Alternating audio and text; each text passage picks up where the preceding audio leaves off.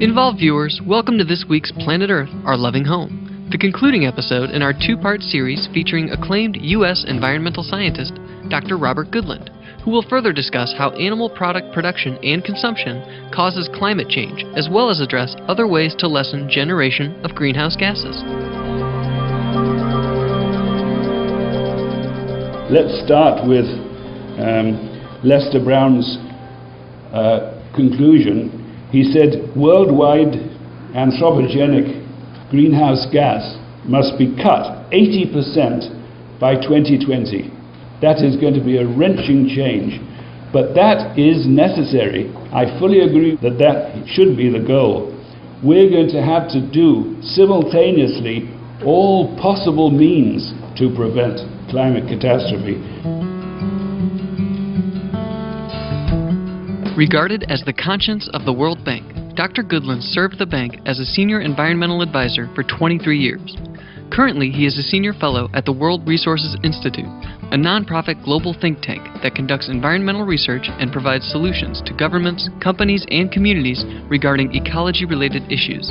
He has authored or co-authored numerous books on sustainable economic development and the environment, serves as Metropolitan Chair of the Ecological Society of America, and is the past president of the International Association for Impact Assessment. In 2008, he received the first International Union for Conservation of Nature's Coolidge Medal for his outstanding contributions to environmental conservation. In October 2011, the Gwangju NGO Global Forum was held at South Korea's Junnam National University and featured a talk by Dr. Goodland entitled Food and Climate Change, Risk and Opportunity for Korea and the World. The event was part of the 2011 Gwangju Summit of the Urban Environment Accords, where mayors and professionals from more than 100 cities around the world gathered in Gwangju City to discuss pressing environmental issues facing urban areas. Some of the distinguished attendees included Lester Brown, founder and president of the U.S.-based Earth Policy Institute, Amina Mohammed, Deputy Executive Director of the United Nations Environment Program, and Dr. Juan Close, Executive Director of the United Nations Human Settlements Program, UN Habitat. Dr. Goodland believes that implementing a carbon tax is a step all governments should take as part of a program to address climate change. In November 2011, the Australian government enacted a carbon tax to lessen carbon emissions. Starting July 2012, the 500 highest polluting corporations in Australia are subject to the tax.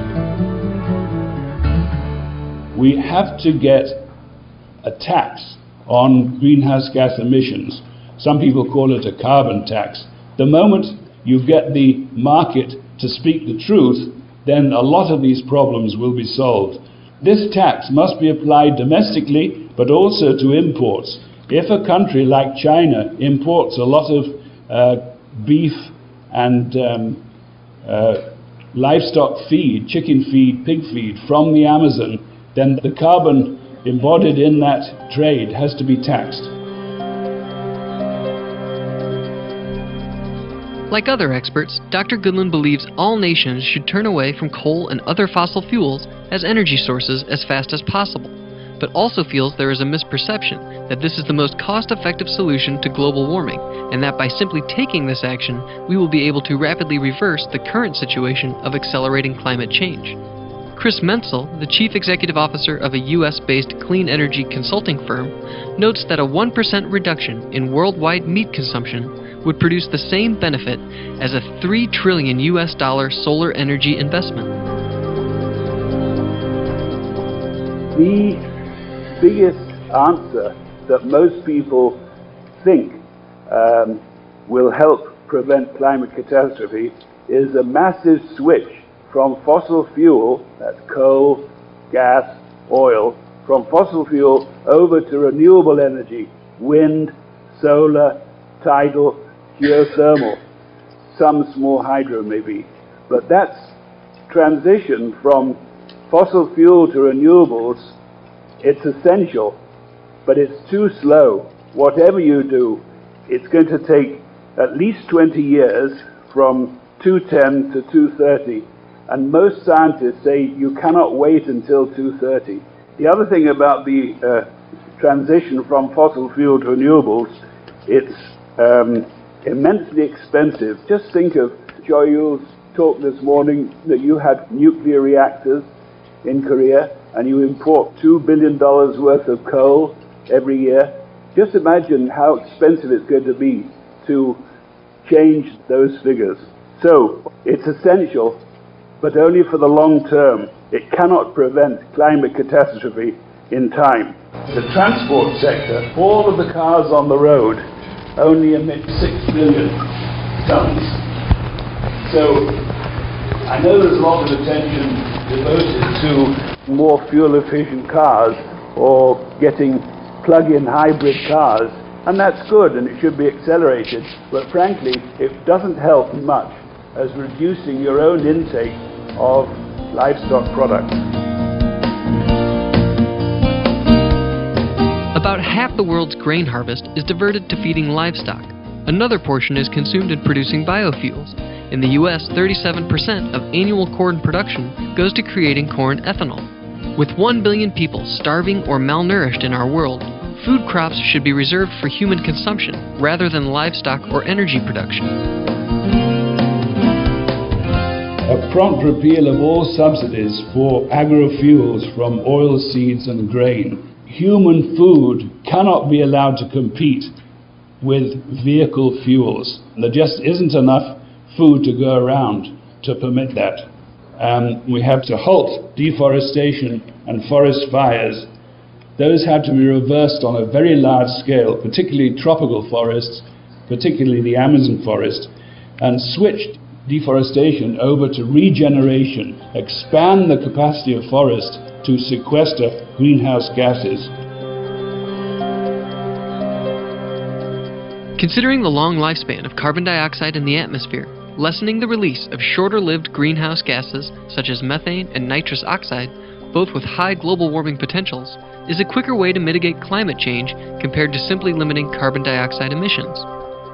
In 2009, Dr. Goodland and his colleague Jeff Anhang published an article in World Watch magazine entitled Livestock and Climate Change, which concludes at least 51% of human-induced global greenhouse gas emissions come from the cycle of producing and consuming livestock.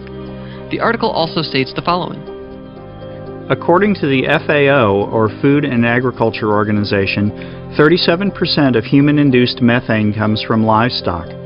Although methane warms the atmosphere much more strongly than does CO2, its half-life in the atmosphere is only about 8 years versus at least 100 years for CO2. As a result, a significant reduction in livestock raised worldwide would reduce greenhouse gases, or GHGs, relatively quickly compared with measures involving renewable energy and energy efficiency. So, bottom line of this opportunity, a reduction in livestock may be the only way to stop global warming in 5 to 10 years. That's the main opportunity. The other thing related to this is a shift from beef to other animals doesn't help very much. Some people say, oh, I'll give up bulgogi, but I'll eat donkas instead. It doesn't help much, nor does eating chicken. And the reason for that is that the respiration, the carbon dioxide emitted by pigs, cows, chickens, is roughly the same per kilogram of body weight. It's about 2 watts per kilogram. There's slight variation, but not enough to help the climate. Therefore, switching from beef to pork or beef to pork to chicken won't help solve climate risks. The only thing you can do is to reduce livestock intake yourselves.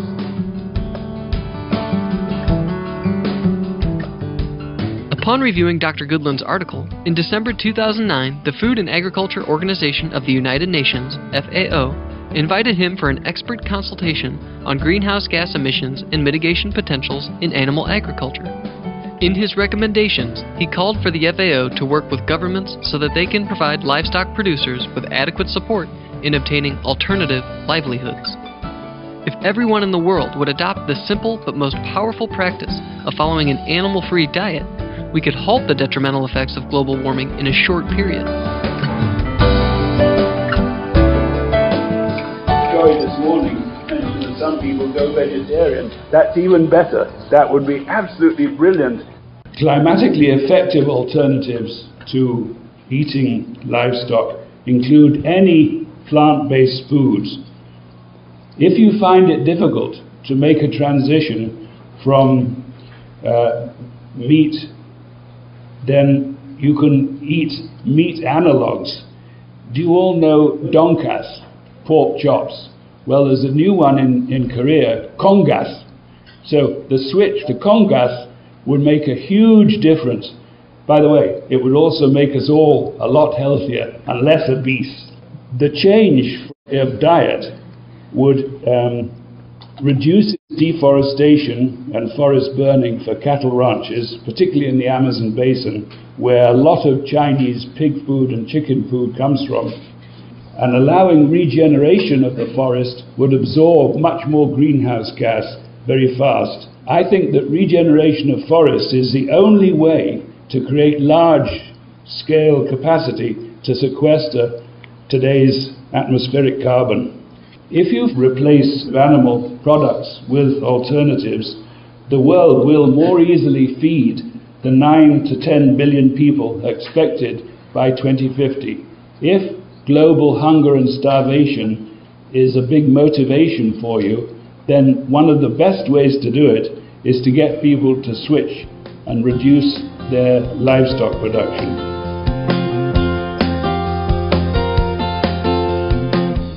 Supreme Master Ching Hai strongly advocates the global adoption of the organic plant-based diet as the best and fastest way to end our climate crisis.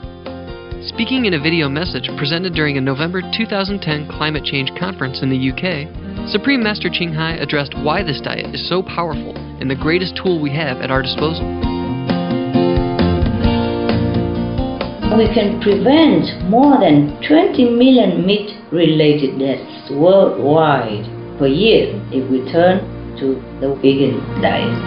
No more suffering for loved ones, no more early separation, no more anguish for ourselves and others. And we will enjoy naturally longer, healthier, lovelier, and happier lives. Even without the civilization busters threatening our planet's survival, an organic vegan diet would immensely improve the quality of our life, spiritually also. It can curb the water and food crisis and restore nature's life support systems. It also happens to be the most rapid, cost-effective, and the only feasible climate solution, one that every nation can easily implement.